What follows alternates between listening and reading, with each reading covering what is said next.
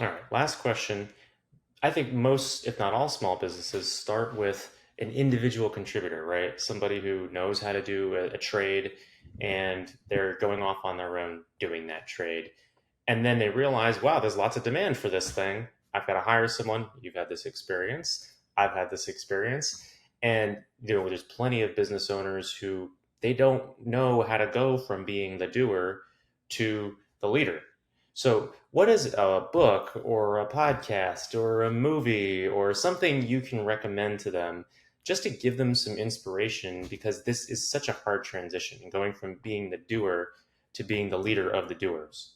Yeah, I would say, and to me, where I see it, Joe, I'm going to take it even a step further, because we see this as a tough transition, even for people that have been in individual contributor roles as like a solar installer going to a lead or management position, right?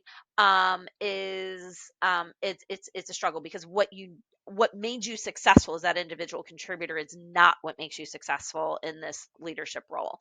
One of my favorite books is The First 90 Days. And I cannot remember the name of the author. I can picture the book in my head, but it's one that I've recommended to a lot of people that are making that transition from an individual contributor into a management role, right? And it's taking that individual contributor to that management role. That leadership role is another step, right, that needs to be done. And there's some great leadership books out there. To me, I would say usually at that point, though, you're going to be wanting to engage with an expert because you can only get so much to me from a book.